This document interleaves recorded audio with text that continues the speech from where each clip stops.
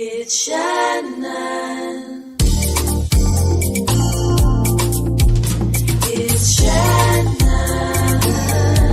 It's Shannon. It's Shannon. It's Shannon. Keeping it real.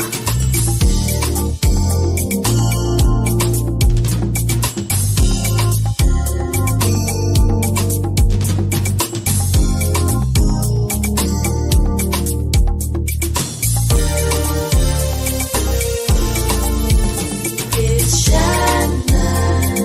It's Shannon. It's Shannon. It's Shannon. It's Shannon. It's Shannon. Keeping it real. It's Hello, and welcome to Shannon. Real with Shannon Live. It's Shannon. President, because you don't know how it's going to turn out. It's Shannon. It's Shannon. My kids empowered me to get out. What's going on with this remote learning and in the midst of COVID? Keeping it real. Working for different elected officials, learning and understanding how to put the community first.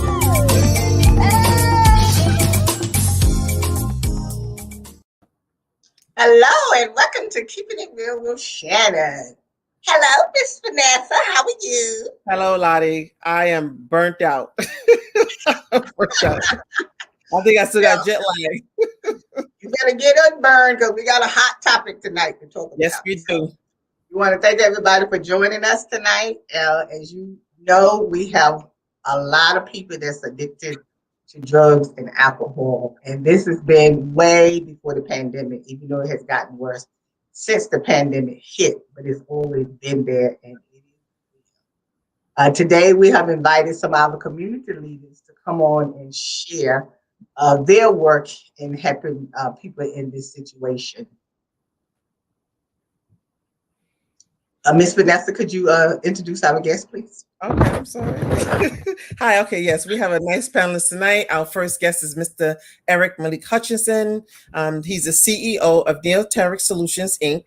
He has an extensive portfolio and years of working as a case-set counselor with veteran programs. He's engaged in numerous community projects, one of many as a board member of Faith, Fathers Alive in the Hood, community-based violence prevention and response organization. Then we have Mr. DECOSTA HEADLEY.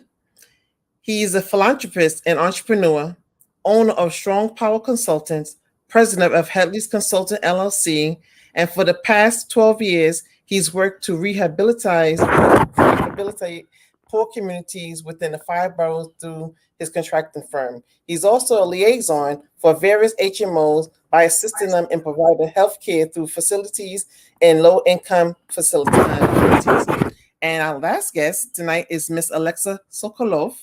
She's a bilingual clinical and forensic social worker, founder and CEO of Total Healing Centers, an organization that promotes and destigmatizes mental health awareness and substance use disorder while safeguarding young adults and adolescents. We welcome our panelists tonight. Well, thank you so much for taking the time to come on and share this topic with us tonight, because you have been doing a lot of work in this field, and we need to hear some of the things that you are doing to help with this situation. But let's start off with we know people have been on drugs and alcohol for a long time. I mean, even before the pandemic, even though we know the pandemic has made it worse. But what would you say that this rise, besides the pandemic, is making people turn to more drugs and to more alcohol? I mean, is there no end to this?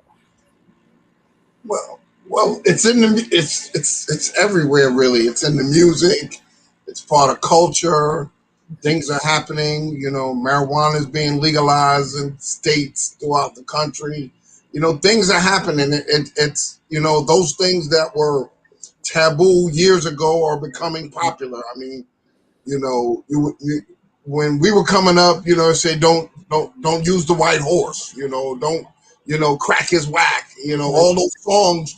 Those songs were saying against drugs. Now all the songs are promoting drugs. Yeah. And jazz and You know, so it's so ingrained in the culture. We have to do the opposite now and make sure that we also continue to fight and educate our communities in that fashion as well. It's Mr. interesting. Henry, what do you Mhm. No, go ahead, Ms. Headley. Yes, well, basically, I concur with Eric is saying is that it has to be a re-educational process because our community been miseducated in terms of the importance when we're talking about education, we're talking about healthcare, we're talking about a variety of things that has affect, basically the Black community, and things are not being talked about as frequent as it should be talked about, and people got to stop being too selfish in terms of not supporting each other.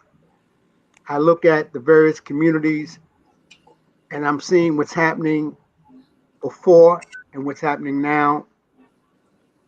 There needs to be a lot of outreach. People need to come together, whether it's dealing with our politicians, or dealing with our church members, or dealing with our block association, our housing association presidents, our community boards. All these things need to come together to raise the consciousness of our communities. Drug addiction specifies a variety of things because you can be addicted to nonsense opposed to common sense. Drug addiction is where you take it. Those who drink, those who smoke, those who are taking drugs, all these kinds of things, there's reasons why these people are doing what they're doing. And there's reasons why people are doing good things. And so how do we come with the good and the bad that's affecting other people? If you look at how people are living in these households where you have substance abuse, you have sexual abuse, and there's a lot of things in our community is not being reported. right? Absolutely. It's not being talked about. Yes. Mhm. Our churches need to do a little more outreach in touching our families. So, And yes, I'm not cutting you off, Mr. Henry. So I want to bring Ms. Alexis in because you do a lot of work in this field as well. So what do you think a lot of the problem is? Well, for many, many years, substance use, it was substance abuse before, and it was considered as a deviant behavior, right? And the reason it was considered as deviant behavior is because people use drugs, but people were thought to be out of normalcy, right? So people were dealing with mental health and using drugs. What has and what has been happening right now is that substance use disorder is usually a co-occurring disorder. So we have people dealing with mental health. Mental health is a real thing. And I have been in the field for over 15 years. I started as a substance use provider, but I expanded further, right? Because I realized that mental health is so important. Not every person that deals with mental health has substance use disorder, but almost every person that is using drugs has an underlying issue with mental health. And that is important to speak about. Now, I know we mentioned earlier, Mr. Malika had mentioned about they're soon looking to legalize marijuana. So once the government finds a way to profitize off of illegal drugs, outside of marijuana, and when we're trying to make an effort to make it better, do you think the problem's going to get worse? Well, actually, when you think about Colorado, for example, Colorado's drug use, substance use programs they're not enough. People are literally migrating from other states where it's illegal to go there. So you have a high homeless rate, you have a high jobless rate, you have crime rates are rising in certain areas. So we have to pay specific attention because yes, if we don't pay attention to it, yes, it will get worse. So again, we as educators and community organizers, we have to make sure that we're on the pulse of what's happening in our communities and continue to educate. How are you going to do this? How do you plan to educate them in the So community? my In program, what way? we've been doing it for quite a while. It's an initiator program called Community Outreach, Recovery, and Reintegration Program. Acronym is CORE, where we're in the community, making sure that we're letting people know how to live healthy lives, letting them know about, substances, how everything that's, on the streets right now has some sort of fentanyl in it, because the drug dealer he's not out to help you. He's out to make money. So whatever it's going to do for him to raise his product, he's going to raise his product, but it's at your detriment. And in doing so, also, the community's at a loss because our youth are dying and our older elders are dying from this epidemic. So we have to keep the energy going in our communities. We don't care if we're in the housing projects. We don't care about being on the corners. We don't care about going into courtrooms and giving alternatives to incarceration situations for people so they can get the help they need. We have to continue to be mobilized and in community, fighting on the ground. So, Mr. Halle, your organization, your program, you said that you will also be like going door to door, you'll be going to churches and, different facilities to speak on what, you have to offer or what they can do and, where they can get help from.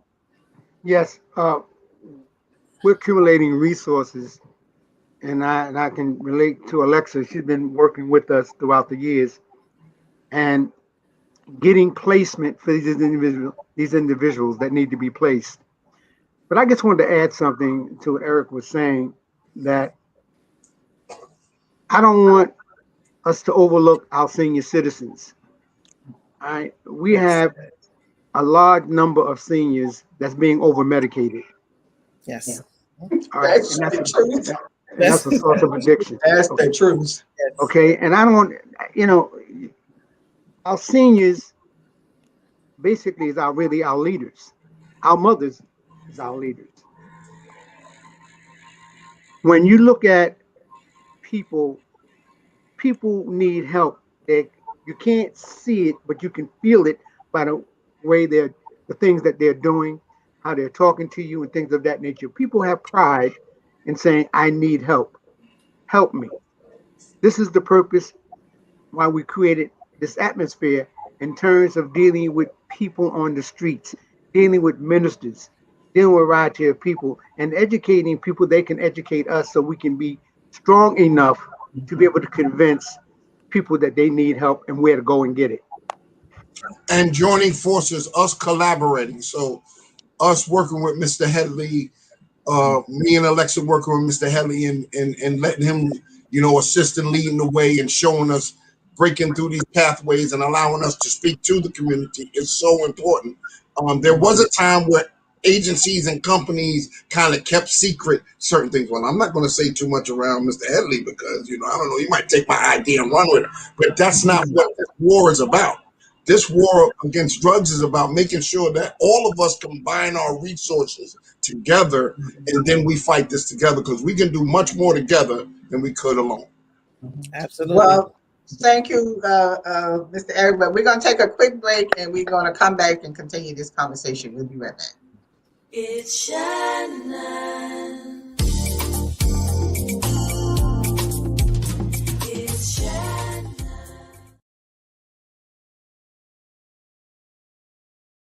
First time I tried Vicodin, it was laying around my mom's house. And I kept taking them whenever I could get them. I didn't know they'd be this addictive. I didn't know how far I'd go to get more.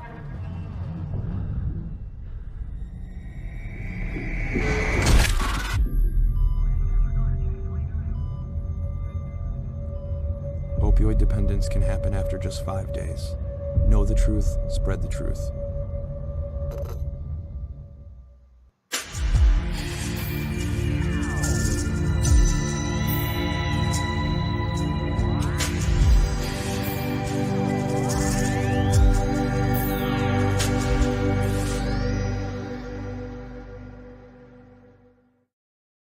Hi, we're back talking to some of our community leaders. Before we went to break, we talked about, what kind of outreach you're going to do and what outreach you could do, what treatments, places that, they'll be able to go to once, they find out from you when you do your outreach and stuff. But let's go back to, I don't know, it just bothers me because sometimes, I was talking to you about this before, is that we need to get to the people in some kind of way when we talk to people, is letting them know that when tragedy hits or something crisis hit, you don't have to turn to drugs and alcohol.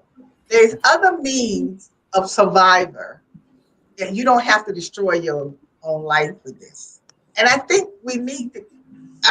I know we're gonna talk until we blue in the face, but I think we just really need to start talking to people about this, particularly the young people, particularly the parents, because it starts in the home with the parents. Even when the kids get out there and get on drugs and alcohol and stuff like that, it starts from the home. Because something ain't right at home and they're not getting the discipline they need to have. They're hanging on the street all time of night when they should be in the house and stuff like that. They get involved with these gangs. They get involved with people who are doing drugs and, alcohol and stuff like that. I think that we need to go back and start the family at home. Absolutely. But when we talk about working together, collaborating, is there a way that they can collaborate? That everyone can collaborate with the barbershops, beauty salon, where you find a large population of young men and women where they congregate to get the message across to them that there's resources out there that's available to them.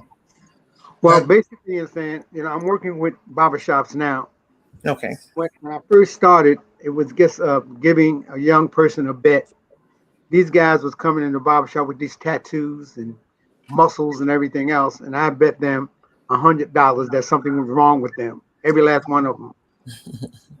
Myself and my daughter had made an appointment with Downstate and took 10 kids with us, and was something wrong with every last one of them.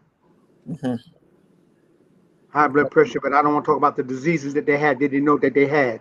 Mm-hmm. Okay. And so now, by us going to the barbershops, we're trying to create an atmosphere in terms of great number of materials where they can go and who they can call to get help. All right. And so we're spreading that across Brooklyn. And dealing with some community boards and dealing with nonprofit organizations that's working with us, and also health centers that's providing some of these services for us. So I just want to put that out. Yes. But Eric, you were saying something? So, and it's wonderful, Mr. Headley brought that up because I was looking at a TV show and the barbershop was in DC where a gentleman was inviting doctors, and he had a doctor that was taking their blood pressure and just doing a few tests. That's an excellent idea.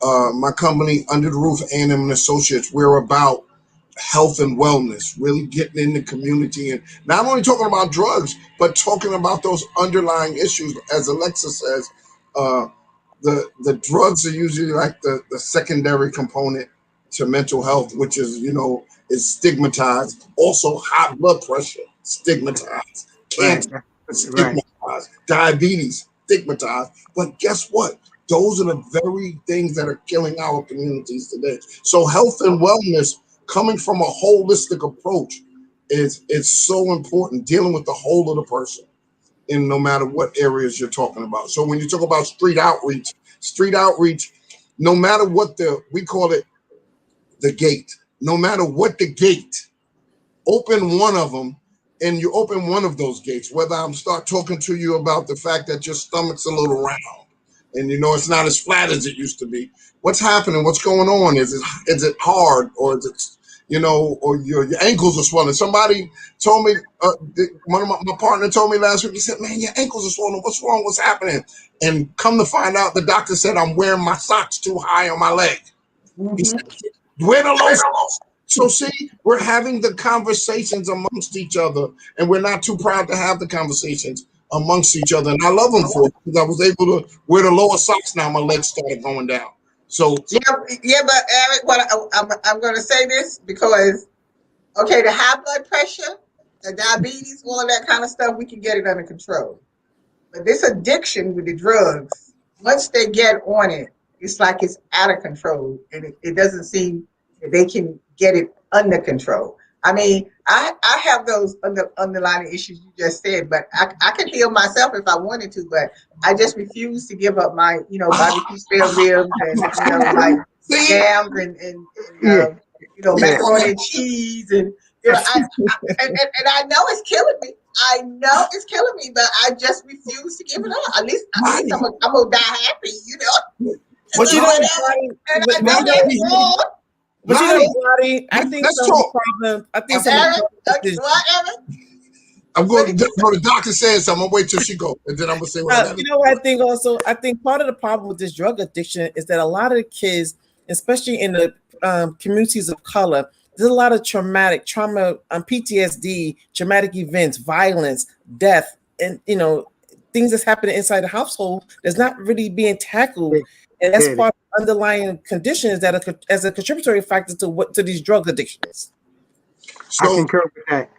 Yes, behaviors.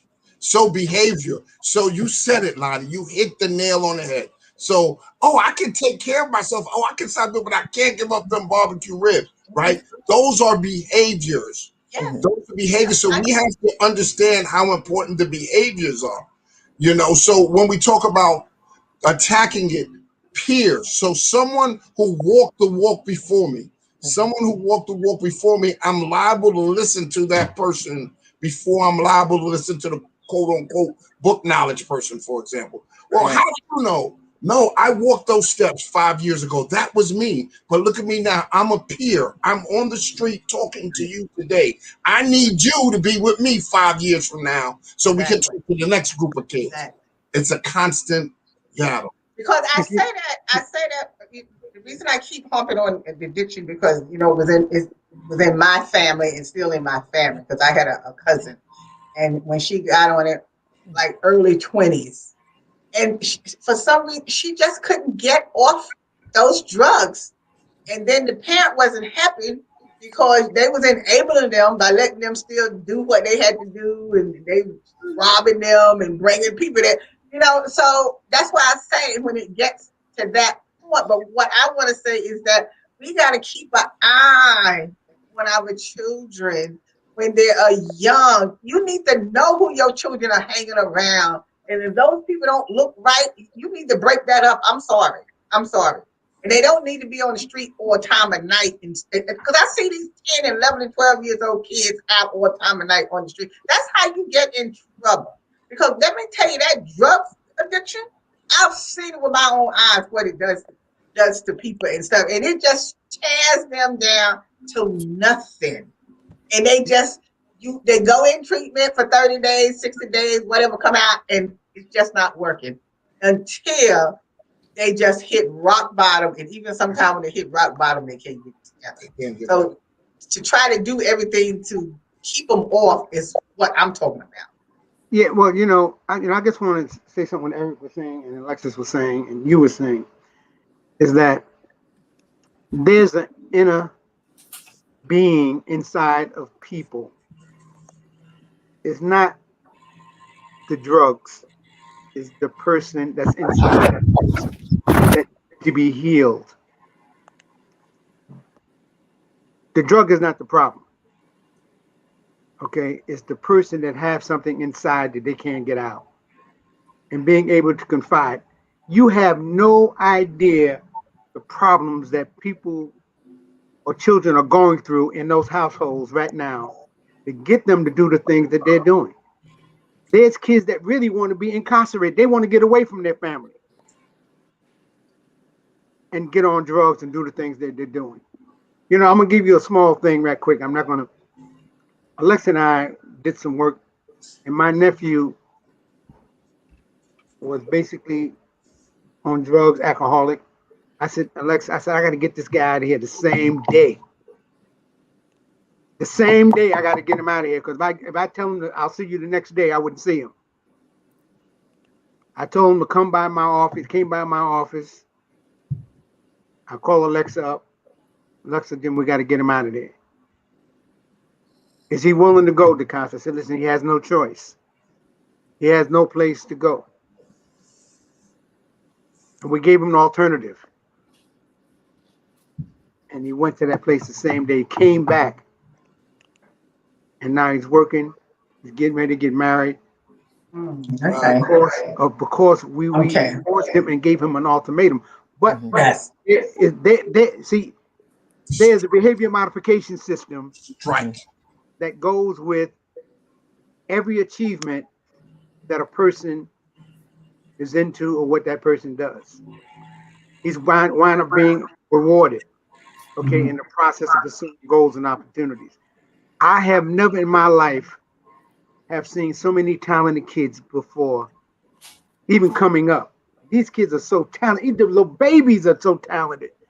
You understand? And our job is to save their lives. But like you said before, we got to save their parents. We got to put their parents in programs. Yes. Get them together. Yes. Well, Mr. Haley, we're gonna finish this conversation in our after show. We have to end this part of our show, and I want to thank you for coming on and participating in this part of the show and telling us about things that people can do, what they can get involved in, how can they outreach to the community and stuff. And right now we're going to do a quick tribute for our Women's History Month.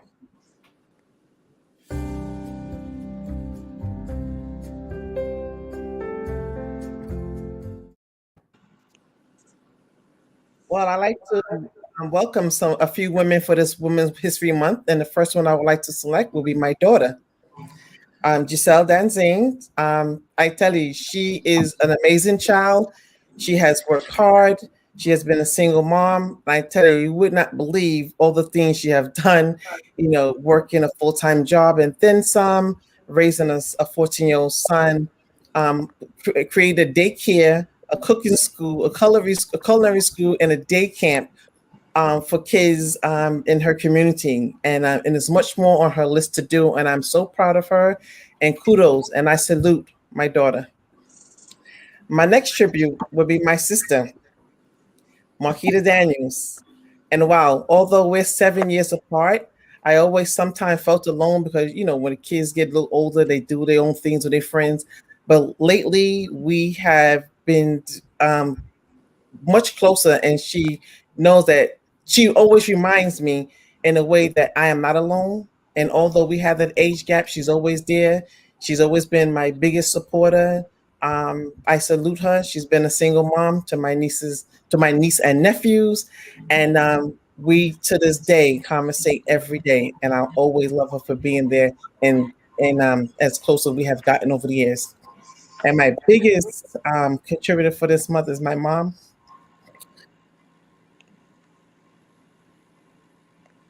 Sorry. Carrie Davis. We lost her in October 2019. And she has been my biggest hero, my biggest cheerleader on the things I have done over the years. And she has always been there and has always been there and my biggest fan. And she is dearly missed. And I just wanted to let her know that I'm still holding on to that promise that I will always keep the family together. So those are my 3 honorees for this month for Women's History Month.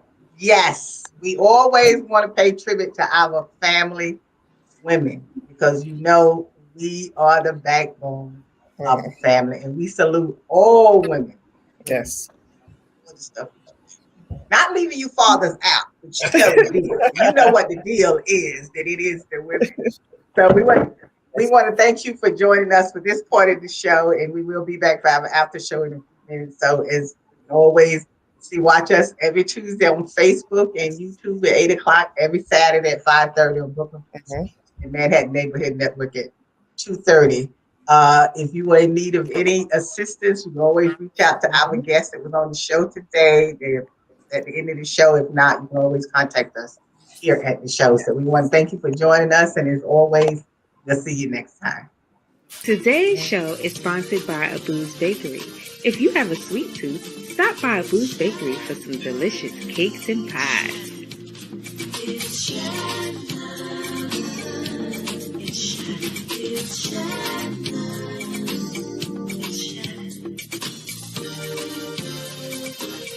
It's Shannon. It's Shannon. It's Shannon. It's Shannon. Keeping it real.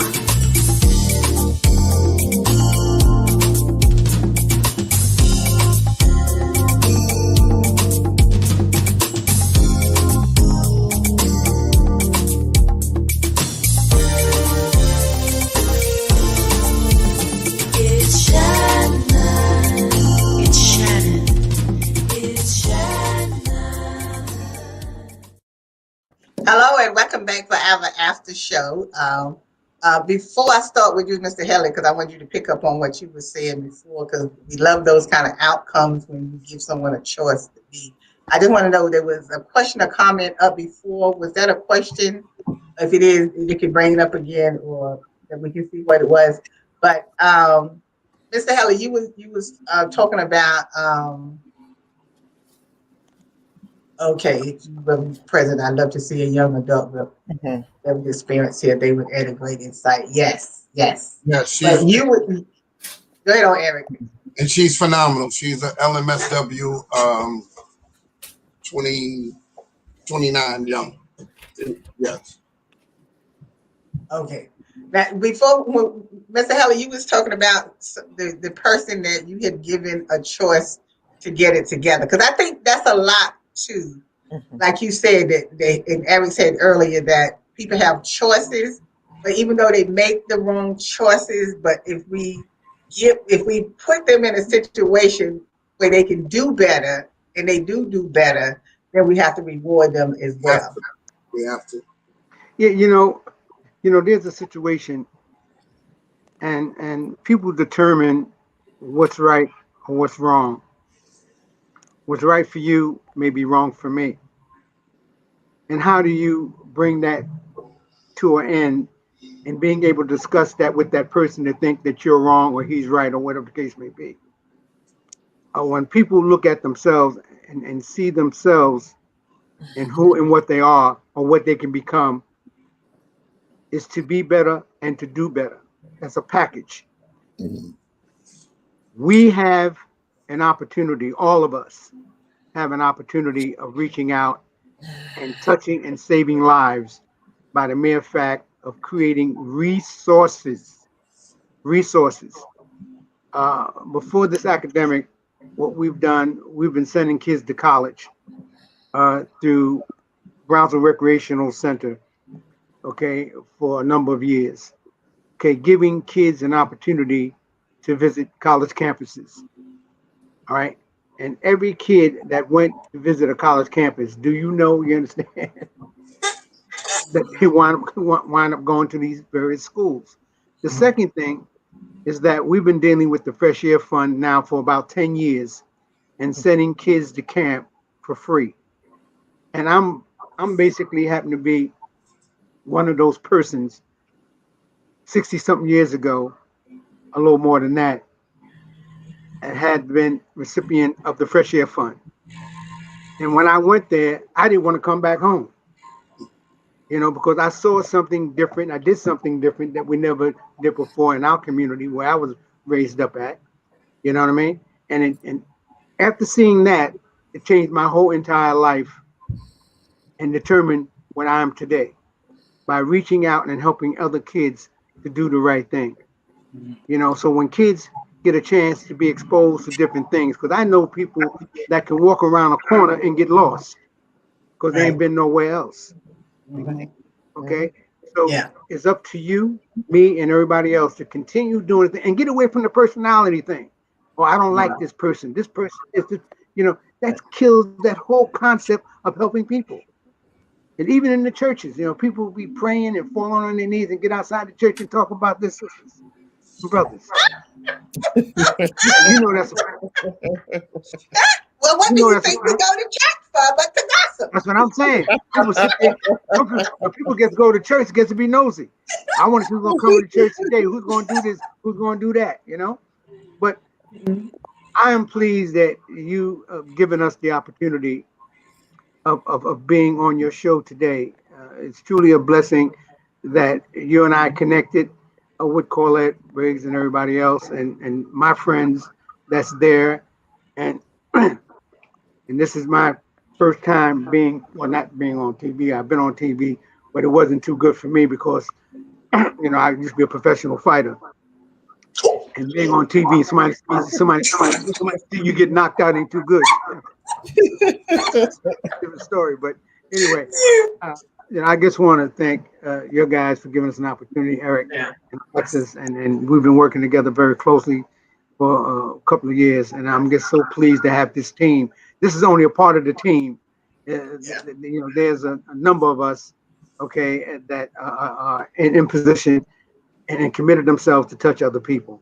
So Alexis, I wanted to ask Alexis because she works, with a lot of the young people or older people, in the field that you do as far as the social work and stuff. Now, when you deal with the adults or young people, whatever, that's on drugs, how do you deal with them? Like, what do you talk to them about? Like, tell me, like, an instance if you were working with someone that is on drugs or alcohol, what is it that you do with them? Thank you so much. So a lot of parents from different communities, right? Because addiction, that's one thing that will never discriminate. It touches every single person that is willing to be touched by it in a way or not, right? Situations occur. So mothers reach out to me, help out, please, the kid is dying on drugs. You can't just force a child to go into a rehab or to go seek help, right? You have to ask first, what is going on with you? Open up, right? Let's talk about it. I'm not your mother. I'm not your father. I am a friend right now. So I befriend these children, right? I become very close with them. I become their confidant, right? So these children speak to me something that they would never tell their parents. And if I tell you that majority of the time I deal with abuse, verbal, mental, sexual. Children are afraid to come out to their parents, younger people. They carry this on. So abuse happens at any age, and then they carry on. They become elders, and they still carry it on. They become even elder, and they still carry this on. So you can imagine trauma on top of trauma for years and years to come. You talk about abuse from the parents. Abuse from the parents, abuse from the family, abuse. There's a lot of abuse actually that happens from near family, uncles, aunts, cousins, incest. Verbal abuse. Verbal abuse is the number one cause, right, for people to decline in mental health. Because if you keep telling a person, you're this, you're that, you're dumb, you're even, you're stupid, you're not getting good grades, what do you think the child is going to do? Is he automatically going to getting good grades? No, he's going to live with those thoughts that he's really not worth anything. And so now, if you go to school and you have challenges and you don't understand, right, what you're going to do is you're going to start getting away from those problems, self-medicating. You're going to try a little bit with cannabis, and then you proceed to something a little bit stronger to take away the pain that you're going through. And so what I teach parents is speak to your children, right? Instead of having, you're tired, I understand you could work 2-3 jobs, but come home, speak to your child. If your child is locked in a room, don't just ignore it and say, thank God he's playing on a video game. Knock on the door. What is going on? Let's talk about it. You don't want to talk to me? I'm going to get somebody. Let's speak about it. And that is what we're dealing with every single day. And you're so right about that, Alexis, because the thing about, well, you know what? Even though this pandemic has really caused a huge crisis, but you know what? When you look at it, it really has touched nerves to let people know how they have been living all of this time, because now you're finding out that the parents was not talking to the children. The husband and wife don't talk to each other. So now they found out they don't even know each other because nobody ever talk to each other. They come in, they're on their phones all the time. The kids are playing video games all the time. So you don't even realize that you had a child that drives the teacher crazy in class, and now that's why you want them to go back to school, because they're driving you crazy at home. And so it's like, I think this has really been a good way of letting us know that we need to come back together as a family like we used to be, where we could sit Right. down together at the dinner table and talk and leave those phones in the garbage somewhere until dinner is over or something, because it's just not working anymore. It's not working anymore. I mean, you can't even have a holiday dinner. I remember I would cook Thanksgiving dinner, and the last dinner I had, because we were supposed to be eating together, if everybody's on the phone, and then if I say get off the phone, then they're gonna get mad with me because I told them to get off the phone. Because we want to eat. That's what we came together for. It's Thanksgiving, so I stopped having Thanksgiving dinner because it was wasting my time. We need to get back to talking to each other. Parents need to get back to disciplining their children. The law says do not abuse your children. It did not say don't discipline your kids, because these kids, they want discipline. They want you to discipline. Trust me, I know. They want you to discipline. That's what you call love. That's what you call love. Yes. When you ignore your child, you're not giving them love. Mm-hmm. But the other thing too that becomes to be very important, I guess don't want to look over this. The parent that's ignoring a lot of things that's happening around her, she needs to be touched and talked with, because she plays a very, very important role in trying to heal this child. So we can't forget the parent. The parent is key in this whole entire thing of healing. Now, I always have said that. I have always said we go back to the parent. But then some people say, oh, well, you always trying to blame the parent for everything. What? Nobody's trying to blame the parent for everything. This is your child. So who else is going to deal with the child but you as a parent? But you also as a parent has to realize you need a village to help you raise that kid. You cannot raise this kid by yourself because you can't watch them 24/7. But that village can, because you got people maybe on the block, someplace else that will see your kids and stuff like that.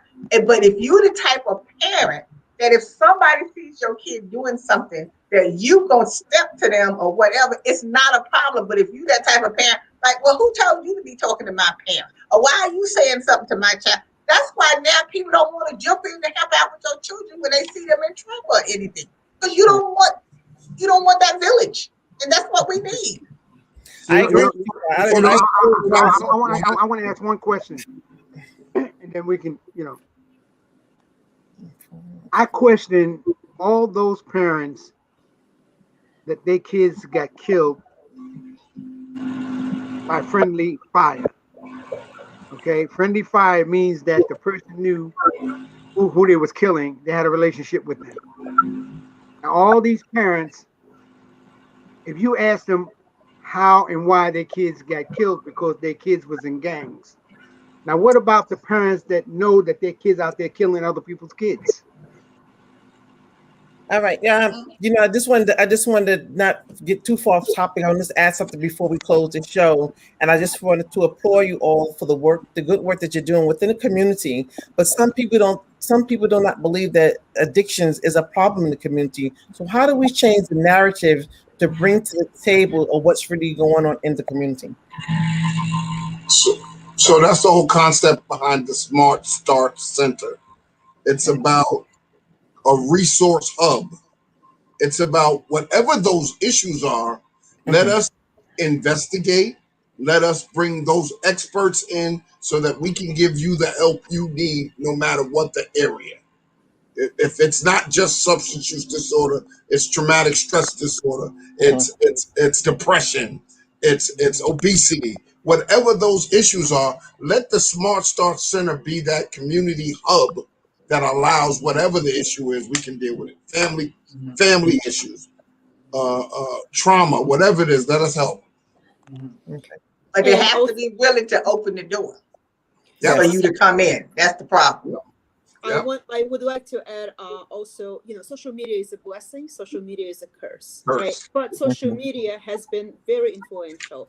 We have 2 summers ago partnered up with LL Cool J, where we did promotion on mental health and substance use, right? Awareness. It was very, very successful. A lot of young children came out to the park. We had a picnic. We had music playing, and children were able, adolescents were able to speak about their problems openly, right? Because an important figure was out there and destigmatizing the whole thing and saying, hey, it's okay to talk about it. You don't think you have a problem? That's fine. Let's discuss it. Let's see. Why do you have to be on drugs in order to feel good? What happened? You weren't born on drugs, right? You never knew how to laugh before, right? You started drugs. You laughed before. You knew what it was like. What happened, right? And so by partnering, collaborating with important figures through music, through film, through advertisements, we can raise awareness, right? Not only raise awareness, we can actually treat those that want to be treated. Absolutely. It's all about wanting to help.